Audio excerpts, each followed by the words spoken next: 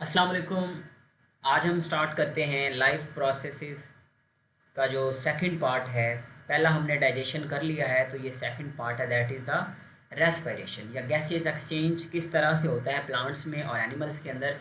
और ये last topic है हमारा, यानी कि थर्ड। इसके बाद हम ट्रांसपोर्ट पढ़ेंगे जो कि इसी का पार्ट है, लाइफ प्रोसेसेस का पार्ट है। हम लास्ट टॉपिक डिस्कस कर रहे हैं जो कि पीएमसी के सिलेबस में मेंशन है। तो रेस्पिरेशन स्टार्ट करते हैं। तो इसके लर्निंग आउटकम जो हैं, जो पीएमसी ने मेंशन की हैं चीज़ें, वो ये हैं कि गैसियस एक्सचेंज प्लांट्स में किस तरह से होता है और गैसियस एक्सचेंज इन एनिमल्स यानी कि रेस्पिरेटरी सिस्टम इसमें कैसी होती है। ठीक है जी।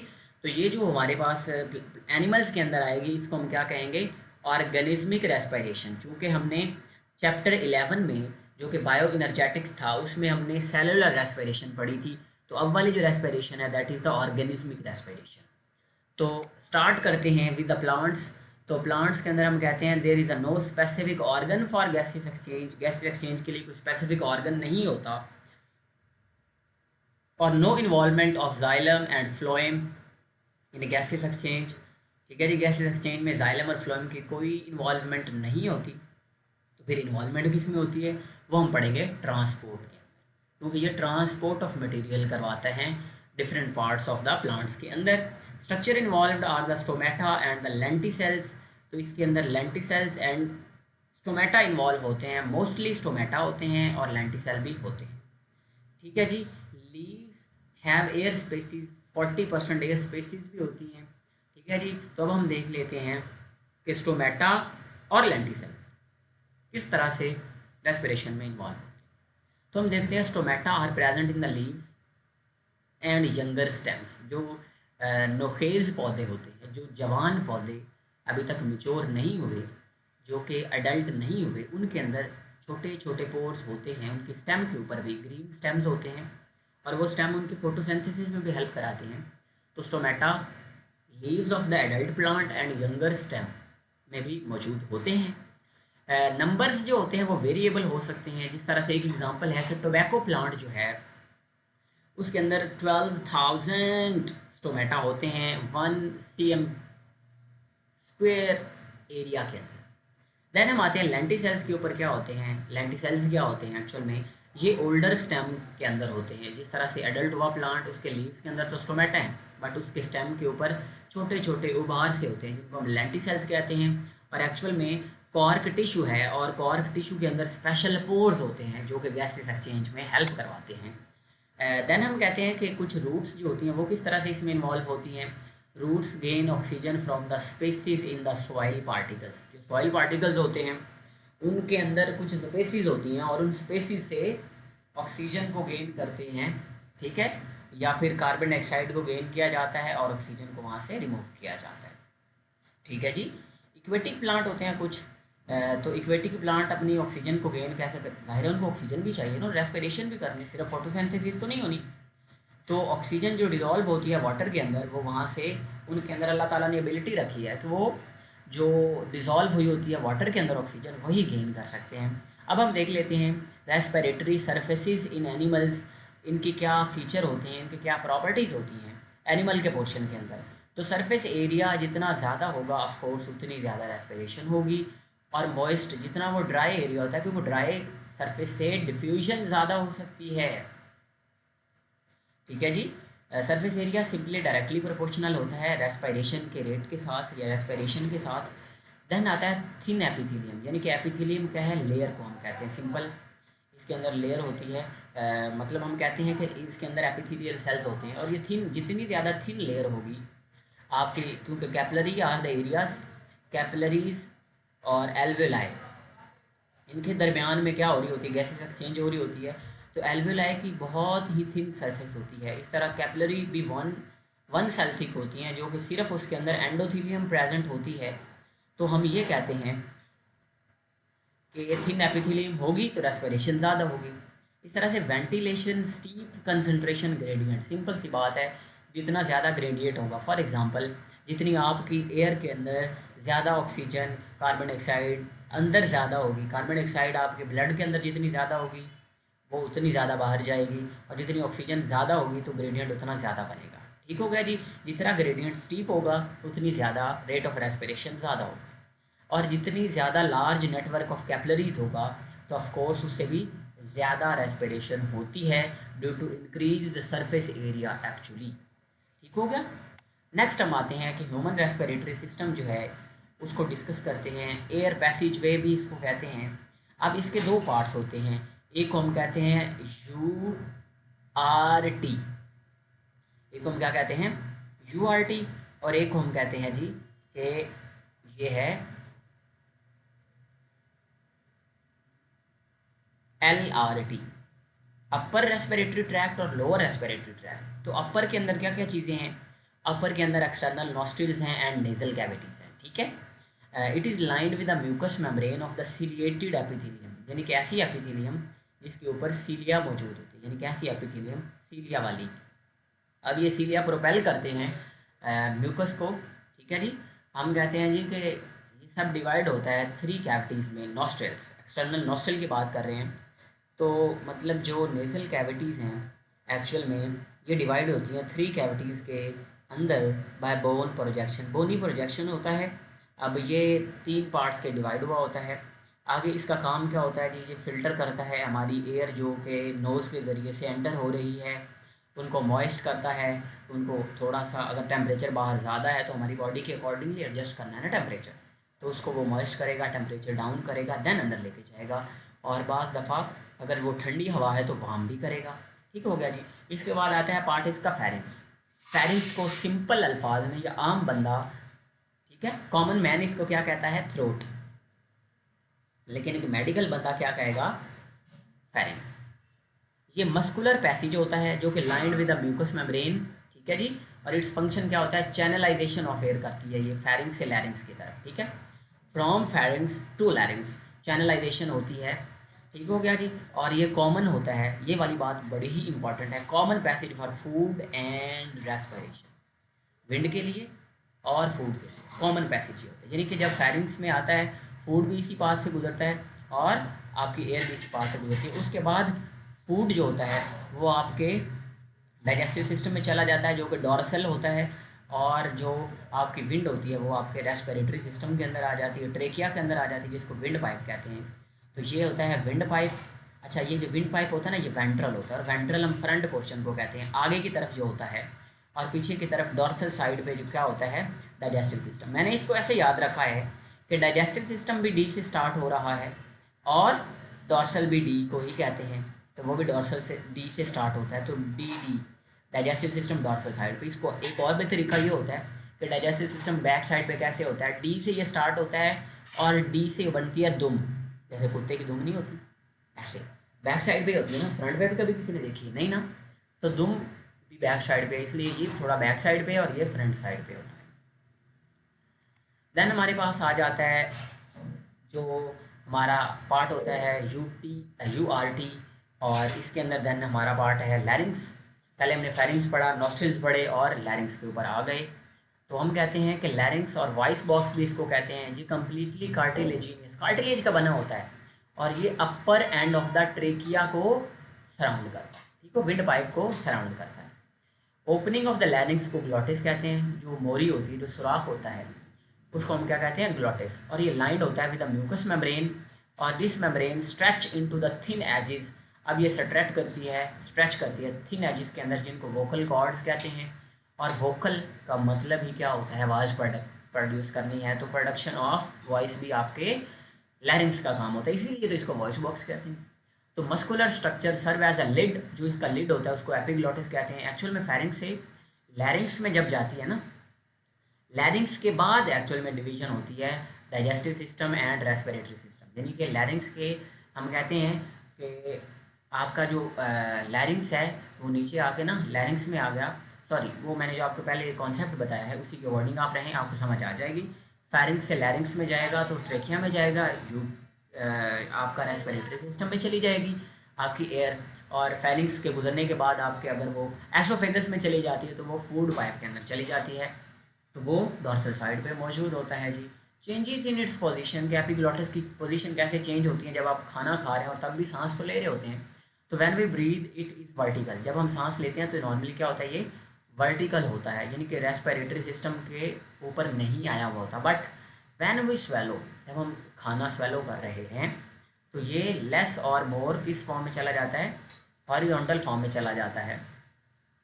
ठीक हो गया जी, हॉरिजॉन्टल फॉर्म में चला जाता है और causes the partial closure of the glottis so far towards the oesophagus. ठीक हो गया जी, ये वाली बात आपने याद रखनी है कि जब ये हम सांस ले रहे हैं तो ये वर्टिकल होता है, ठीक है जी, और जब हम खाना खा रहे होते हैं तो ये हॉरिजॉन्टल हो जाता है, ताकि डाइजेस्टिव सिस्टम के अंदर, एसोफेगस के अंदर खाना जा सके, और ये थोड़ा सा हॉरिजॉन्टल हो जाता है, यानी कि आपके रेस्पिरेटरी सिस्टम के अंदर ऊपर चला जाता है, ताकि अच्छा आपने देखा, इसीलिए तो हम कहते हैं कि जब बोलते हैं तो खाना नहीं खाते, या जब खाना खाते हैं तो बोलते नहीं।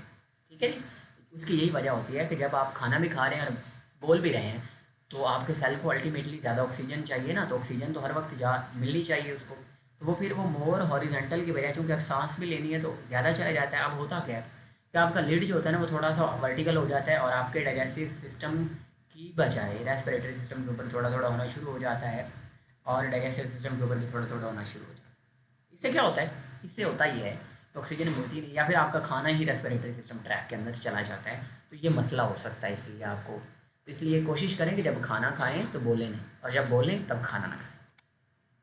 अच्छा जी, अब अपर रेस्पिरेटरी सिस्टम जो है या अपर रेस्पिरेटरी ट्रैक है, इसके अंदर जो पार्ट्स है, नेजल कैविटी है, फेरिंग्स है और लैरिंग्स है। ये वाली बातें आपने बड़ी ध्यान से याद रखनी है, ये फेडरल के अंदर दी हुई है, बहुत इंपॉर्टेंट है, पूछी जाती है।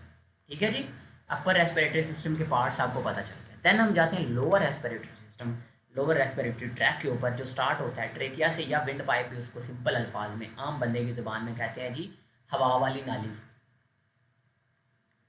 ओके, अब ये क्या होती है, ये वेंट्रल टू एसोफेगस होती है, और इसके अंदर जो कार्टिलेजेस होती हैं वो सी शेप होती है। अब जैसे नीचे नीचे जाएंगे ना, असल में कार्टिलेज का फ़र्क आना शुरू हो जाएगा। पहले ट्रेकिया में सी शेप्ड है, जैसे ही जाती हैं आगे तो ये जो होती है ना ब्रोंकाई के अंदर, ये थोड़ी सी इरेगुलर कार्टिलेजिनस प्लेट्स बनना शुरू हो जाती हैं, और ब्रोंक्यूल में जाके बिल्कुल ही ख़त्म हो जाती हैं।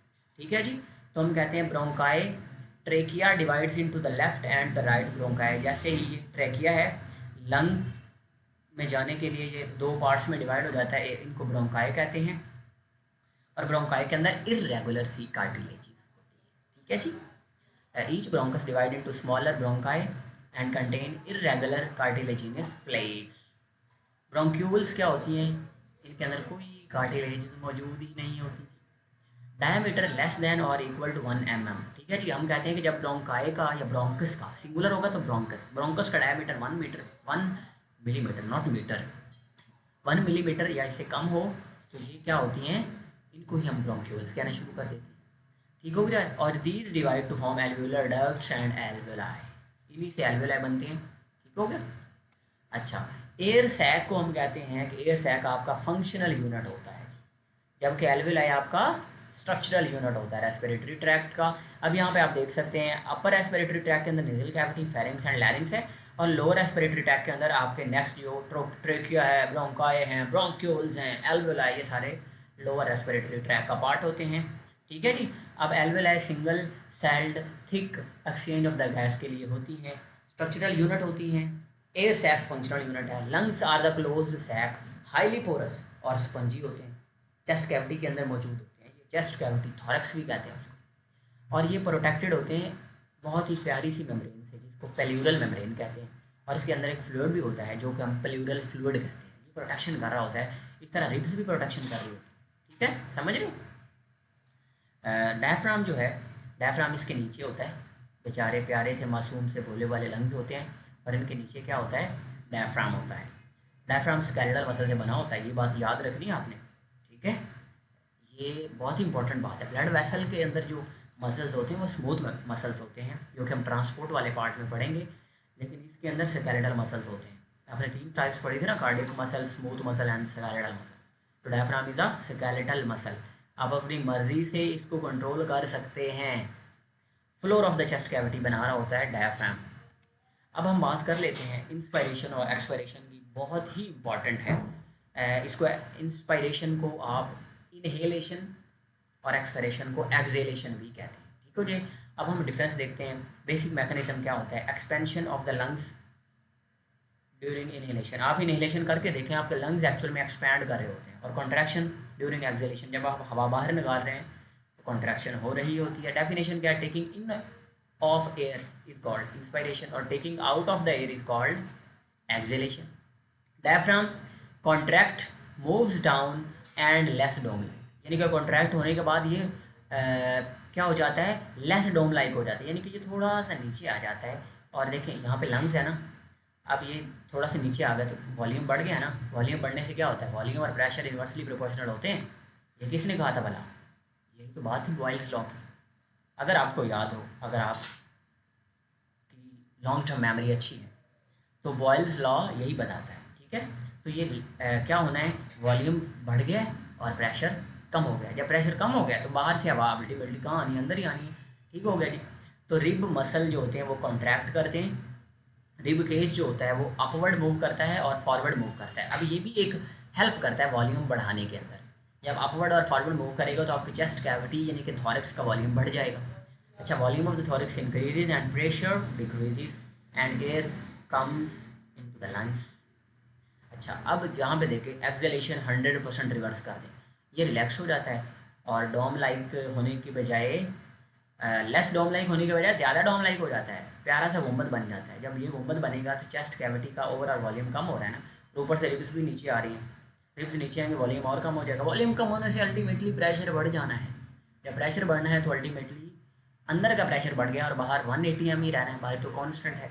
तो इस तरह से एयर जो होती है वो आउट ऑफ द लंग्स चली जाती है। ये वाली बात आपने याद रखनी है, आप बड़े सियाने बचे।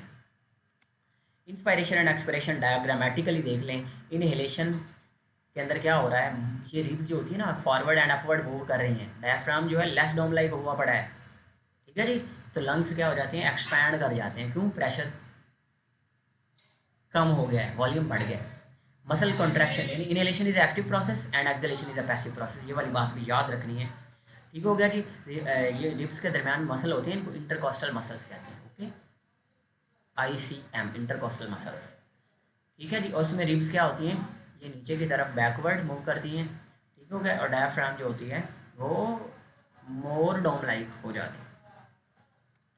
देन आ जाती है RDS। अब RDS क्या है जी, नहीं पंगा पड़ गया जी आपको, रेस्पिरेटरी डिस्ट्रेस सिंड्रोम।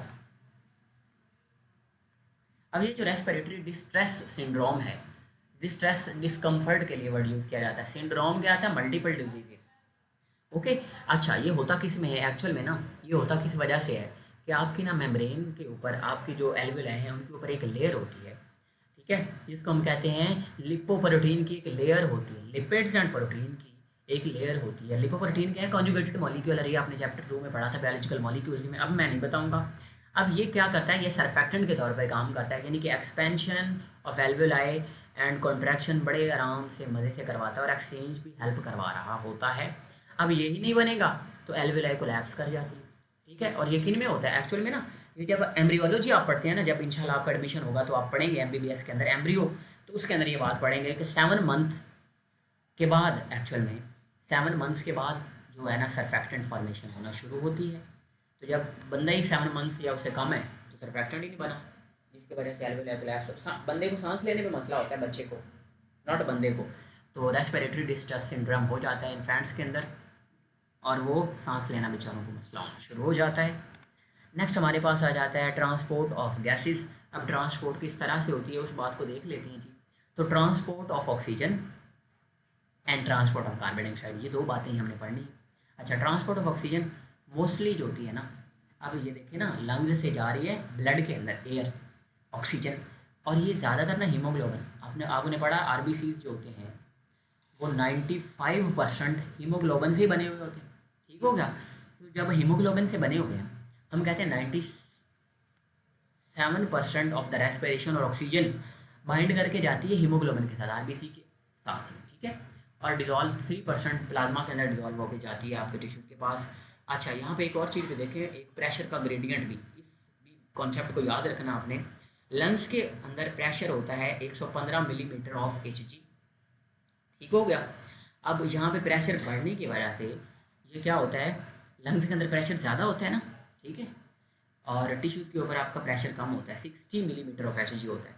तो अगर ग्रेडियंट जनरेट हो गया, इसका मतलब ऑक्सीजन है high pressure to low pressure आना है, तो 115 से 60 की तरफ बड़ी इजीली आ सकती है। तो इसके लिए ये हीमोग्लोबिन के साथ बाइंड करेगी। हीमोग्लोबिन ना नॉर्मली लाइट पिंक सी और लाइट रेड सी कहने चाहिए, पिंक होती है, और जब ऑक्सीजन इसके साथ मिलती है ना तो ये ब्राइट रेड बन जाती है। ठीक है, ब्राइट रेड कलर, क्या बात है, हीमोग्लोबिन बन जाती है HbO2 की फॉर्म में। टिश्यू लेवल पे 60 मिलीमीटर ऑफ Hg होता है। ऑक्सी हीमोग्लोबिन डिसोसिएट करती है जब टिश्यू लेवल पे जाती है ना, वहाँ पे ऑक्सीजन देनी भी तो है ना। ये देखें ना, ये रिवर्सिबल प्रोसेस होता है। जब लंग्स में हीमोग्लोबिन गई है, ब्लड के जरिए गई है ना, ब्लड ही गया है समझ लो, सर्कुलेशन के जरिए, तो ऑक्सीजन बाइंड कर गई, और जब टिश्यू में आई तो प्रेशर कम होने की वजह से ना आपकी ऑक्सीजन डिसोसिएट करती है। डिसोसिएट करने के बाद आपके पास वो लंग्स में चली जाती है। एक्चुअल में ना आप ऑक्सीजन हीमोग्लोबिन कर्व पढ़ते होते हैं, ठीक है, MBBS के अंदर। तो वो जैसे जैसे प्रेशर बढ़ेगा ना तो binding capacity of oxygen with the haemoglobin बढ़ती है, और जैसे जैसे प्रेशर कम होता है ना तो बाइंडिंग कम हो जाती है और डिसोसिएशन ज़्यादा होनी शुरू हो जाती है। अच्छा, अब ये देखें कि आपके पास ना 100 ml ऑफ ब्लड हो ना, उसमें सिर्फ 19.6 ml ऑक्सीजन हो सकती है, यानी कि इस हीमोग्लोबिन की सैचुरेशन 98% हो सकती है। अगर 20% होती तो सीधे सीधे 20 ml हो जाना था ना, थोड़ा ही फ़र्क है, इतना ज़्यादा तो नहीं है वैसे। 19.6 ml ऑफ 100 ml नहीं, और अच्छा खासा फ़र्क पड़ जाएगा अगर 5 लीटर ब्लड को काउंट किया जाए तो फिर तो फ़र्क पड़ना चाहिए ना। ठीक है, तो हम कहते हैं कि इस तरह से ये ट्रांसफ़र हो जाता है ऑक्सीजन का। आगे हम पढ़ते हैं ट्रांसपोर्ट ऑफ कार्बन डाइऑक्साइड। अब कार्बन डाइऑक्साइड की ट्रांसपोर्ट ना बाइकार्बोनेट के ज़रिए होती है। ठीक हो गया। अब देखें इसने जाना कहाँ से, भला टिश्यू से लंग्स में जाना, यानी कि एल्वेलाई में जाना। अब क्या होता है, टिश्यू के अंदर इसका पार्शियल प्रेशर ज़्यादा होता है और लंग्स के अंदर इसका कम होता है। तो कार्बन डाइऑक्साइड और वाटर जब मिलते हैं एट द टिश्यू लेवल, पानी तो होते ही है ना, तो ये कार्बोनिक एसिड बनाते हैं। ठीक है, कार्बोनिक एसिड्स आगे से फॉरन डिसोसिएट कर जाता है, रिवर्सिबल लिखना चाहिए, हाइड्रोजन आइन और बाइकार्बोनेट आइन क्या, ये टिश्यू लेवल पे।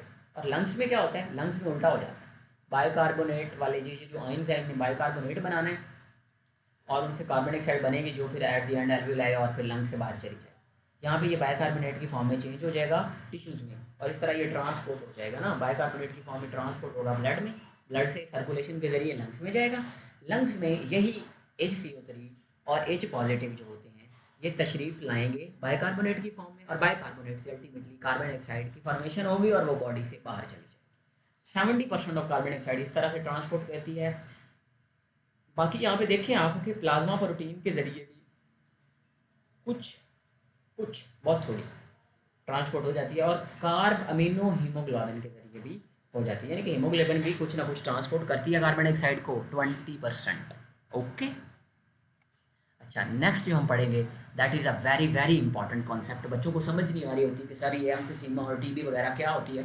तो देखें, सबसे पहली बात आपको इसकी कॉजेज़, इसके इफ़ेक्ट्स और इसके अंदर जो भी चीज़ें हैं इसके अलावा, फॉर एग्ज़ाम्पल हम देखते हैं इसकी कॉजेज़, इसके effects, affected parts and prevention. जब आपको पता होगा ना इस तरह की बातों का, फिर आप बड़े इजीली डिफ्रेंशिएट कर सकते हैं। जब भी कोई डिजीज़ आपको तंग करना शुरू करे तो डिफ्रेंशिएट कर लिया करें, अच्छी बात है। देखें अब हम देखते हैं cancer, TB and emphysema. TB stands for tuberculosis. अच्छा, कैंसर क्या होती है जी? कैंसर हम कहते हैं कि एक ऐसी बीमारी है जो कि एबनॉर्मल सेल ग्रोथ की वजह से या सेल डिवीजन की वजह से होती है। अब इसकी सबसे इम्पॉर्टेंट कॉज होती है स्मोकिंग। ठीक है, living in the congested areas 90% cause by smoking. तो स्मोकिंग बहुत ही नुकसानदेह होती है और ये कैंसर कॉज कर देती है। इसीलिए आप अपने एरिया में आप अपनी ऐसी कंपनी ना ज्वाइन करें कि जो स्मोकिंग करते हैं, ताकि आपका दिमाग ना ख़राब हो। ये पैसिव स्मोकिंग बड़े नुकसानदेह होती है, जो दूसरे लोगों की वजह से आपके दिमाग में आ रही होती है ना आपके कि यार वो पी रहा है तो मैं भी पी लूँ, नहीं यार, इसके नुकसान बड़े होते हैं। तो इफ़ेक्ट्स इसके क्या होते हैं? अक्लोड रेस्पिरेटरी पैसेज वे। ठीक हो गया जी, रेस्पिरेटरी पैसेज वे को नुकसान करती है। Affected parts respiratory passage plus lungs. ठीक हो गया, इफेक्टेड पार्ट्स ऑफ कोर्स वही होने हैं ना, ये सारी रेस्पिरेटरी सिस्टम के डिजीज़ हैं यार। तो कौन से इफेक्टेड पार्ट्स होंगे? ऑफ कोर्स अवॉइड स्मोकिंग, बचना तो यही है ना, अच्छा काम तो यही है ना, स्मोकिंग को छोड़ दें, और यही मकरूह भी है इस्लाम में। ठीक है, इसी वजह से पोल्यूटेड एयर यहाँ पे नेल करेंगे तो इससे मसला हो जाएगा। अब TB की बात करें हैं, TB जो होती है ना वो बैक्टीरिया की वजह से होती है मोस्टली। ठीक है, माइकोबैक्टीरियम ट्यूबरकुलोसिस ये होता है डिसीज़ कॉज करने वाला एजेंट, और ये कंटेजियस होती है, मतलब एक बंदे से दूसरे में मुंतकिल हो जाती है। और हमारे जो फाउंडर हैं, फाउंडर ऑफ द पाकिस्तान, बाबा कायदे आज़म, उनको भी यही हुई थी। ठीक है। अच्छा जी, malnutrition and unhealthy environment की वजह से ये होती है। ठीक है। अब इसके इफ़ेक्ट्स क्या होते हैं, आपको बस खांसी नहीं ख़त्म होती जी, फीवर और खांसी होना शुरू हो जाती है, और इफेक्टेड पार्ट्स में से लंग्स होते हैं। अब इसका बेहतरीन हल ये होता है, चूँकि देखें हमेशा जो कॉज है ना उसको रोक लें, आपकी प्रिवेंशन हो जाती है। तो कॉज क्या थी, अनहेल्दी एंड मेल न्यूट्रिशन थी ना। ठीक है। तो hygienic condition to prevent the bacterial causes. Okay. अच्छा, ये मैल का मतलब जहाँ पे भी आप बायो में पढ़ेंगे ना, ये बुरे के लिए होता है, बुरा, नेगेटिव सेंस में मैल, मैले कपड़े जैसे होते हैं ना, वो मैल एक्चुअल में बुरे के लिए यूज़ किया जाता है। देन एम्फिसीमा है कॉमन अमंग द स्मोकर्स, ये भी स्मोकर्स में, एम्फिसीमा भी स्मोकर्स में ही है और ये भी स्मोकर्स में ही। स्मोकर्स कफ कॉज करती है। स्मोकर कफ क्या होती है, एक्चुअली मैंने एल्वियोलाई की वॉल बस्ट करती है इसके अंदर, यानी कि जब लोग स्मोकिंग करते हैं तो क्या होता है, जब उनके अंदर पास सेल्स बनना शुरू हो जाते हैं, उसकी वॉल कमज़ोर होना शुरू हो जाती हैं। तो जब वॉल कमज़ोर होगी, खांसी आएगी, तो अल्टीमेटली क्या होगा, वॉल टूटना शुरू कर देंगी। अब इससे क्या होगा, इससे सरफेस एरिया फॉर रेस्पिरेशन कम हो शुरू हो जाता है, यानी कि एक्चुअल में हम कहते हैं वो छोटी छोटी एल्वियोलाई थी, सरफेस एरिया ज़्यादा था, रेस्पिरेशन इजीली हो सकती थी, लेकिन नहीं, यहाँ पे रेस्पिरेशन का एरिया कम हो रहा है। ठीक हो गया, और एयर इसके अंदर ट्रैप भी कर जाती है। इसलिए जो स्मोकर्स होते हैं, एक्सलेशन, हम देखते हैं कि एक्सलेशन उनकी कम होती है, क्योंकि उनके अंदर लंग्स में एयर ट्रैप कर जाती है। Can't oxygenate his blood properly, breathlessness और एग्जॉस्ट, नॉर्मली सफोकेशन की फीलिंग आना शुरू हो जाती है और ब्रेथलेसनेस होना शुरू हो जाती है। तो अवॉइड स्मोकिंग बेहतरीन हल होता है, और इससे एल्वेलाई और air sacs most commonly effect होते हैं ज़्यादातर। ठीक हो गया, और इसकी बस्टिंग होना शुरू हो जाती है, एम्फिसीमा। ठीक हो गया, एम्फिसीमा एक्चुअली में वर्ड का मतलब होता है ब्रेक डाउन ऑफ एल्वेलाई। तो ये था जी आज का लेक्चर। इसके बाद हम देख लेते हैं हम इसकी कुछ डायग्राम्स को। यहाँ पे आप देखें, लंग कैंसर है ना, ये लंग कैंसर जो है, ये आपके पूरे के पूरे लंग के अंदर अब नॉर्मल ग्रोथ होना शुरू हो जाएगी और आपके लंग्स ख़राब होना शुरू हो जाएंगे। अल्टीमेटली आपके एल्वेओलार सारा कुछ ख़राब होना शुरू हो जाएगा। ट्यूबरकुलोसिस कैसे होती है, बैक्टीरिया एक आ जाता है आपके लंग्स किसी पार्ट के अंदर आ जाता है और ख़राब कर देता है आपके लंग्स को। ठीक हो गया जी, इन्फेक्शन कॉज करता है। ट्यूबरकुलोसिस क्या होती है जी, ट्यूबरकुलोसिस आपको पता है जी, ये भी लंग्स की डिजीज़ है और बैक्टीरिया की वजह से होती है। ये और ये एक ही चीज़ है ना। ठीक है, और आगे हम देखते हैं कि जब एम्फिसीमा होती है तो नॉर्मल एल्वेओलाई होती है इस तरह। अब ये देखें इसमें क्या हो रहा है, यहाँ तो एल्वेओलाई बेचारी पिंच होना शुरू हो जाती है, surface area for gases exchange कम करता है, बस ये वाली बात याद रखनी है। तो एम्फिसीमा की वजह से स्मोकर कफ भी रिलेटेड होती है उससे, ये वाली बातें याद रखनी है। That was all about today's lecture. In the next lecture we will discuss about the transport, किस तरह से होती है एनिमल्स में एंड प्लांट्स। अपना बहुत सारा ख्याल रखिए, अल्लाह हाफिज़।